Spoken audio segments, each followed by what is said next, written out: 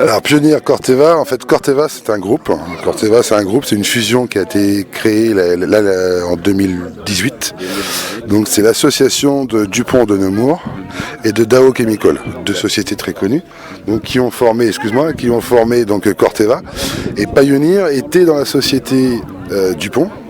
Par contre Pioneer est resté Pioneer.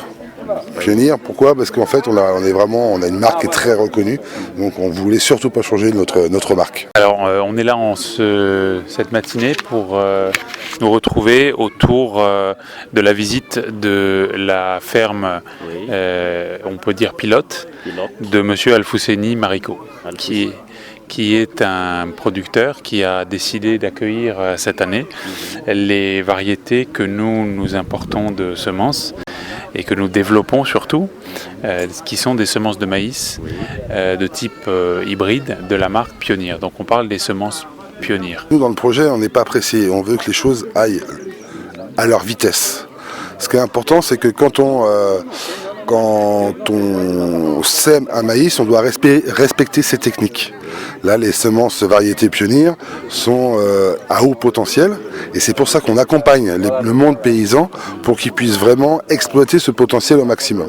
Je ne parle pas très bien bambara, mais quand même je connais que Sabalikani. C'est bon d'aller doucement. Et en termes de semences, en termes d'agriculture en général, parce que la terre, on est tous ignorants face à la terre, et en termes de semences, c'est encore plus vrai. La semence, c'est une matière vivante. Les engrais chimiques, c'est une matière chimique neutre, stable. Les produits phytosanitaires, c'est pareil. La semence, c'est vivant. Donc, on utilise un intrant vivant dans un environnement vivant. Donc, c'est important d'aller pas à pas, de maîtriser, d'être accompagné par le fournisseur. Nous, notre particularité, c'est pas juste, on va pas commercialiser cette variété comme ça. On va accompagner réellement. On veut en tout cas accompagner les producteurs par un appui et un conseil. Voilà, les paysans. Sur la parcelle, déjà je remarque que la technique a été très très bien suivie, très très bien faite. Et donc ce qui présage d'un très bon rendement à la fin. En fait là on a fait différentes. Là attention c'est un essai. Donc on a différents protocoles, différentes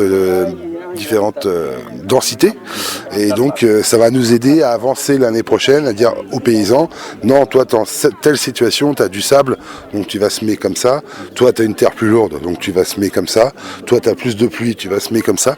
L'objectif c'est vraiment d'accompagner le paysan avec la bonne variété et la bonne méthode. Alors on est très content des résultats, la parcelle est très propre, les variétés ont donné de très très bons résultats.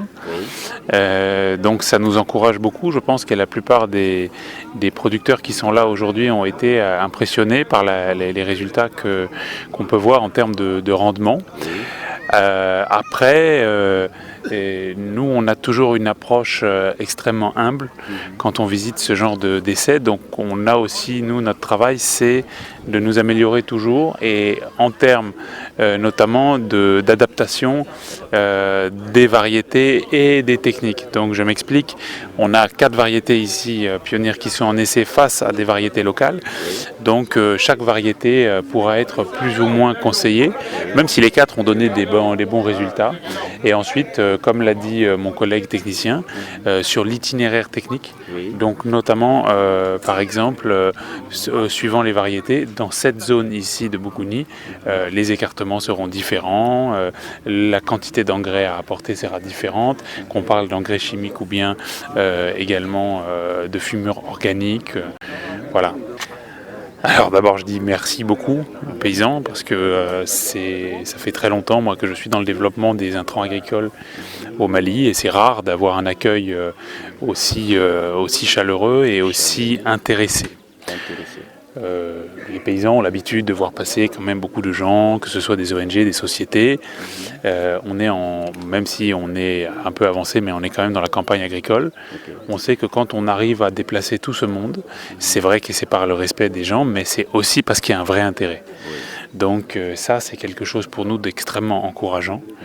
Et je le dirais donc merci avant tout, et ensuite voilà mes conseils que je dirais aux paysans. Vous devez aller tranquillement, essayer, faire des tests et puis petit à petit augmenter les surfaces et surtout toujours chercher l'information. Nous vous devons l'information. Pionnier que nous distribuons, sa stratégie, c'est d'être en contact avec chaque producteur.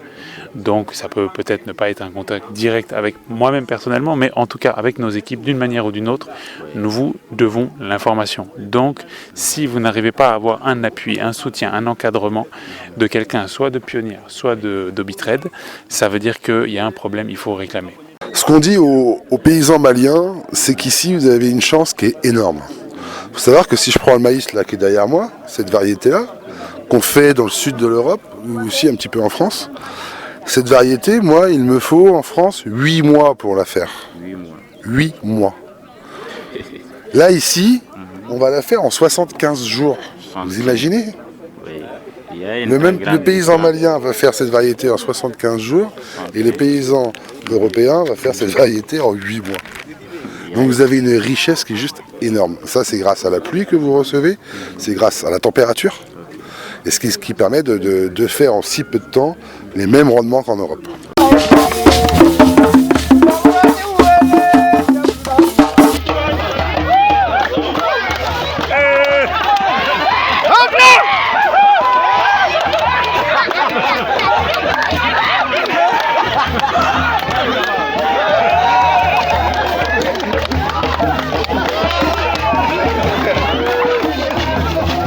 Bouclinicity, la case qui s'émerge.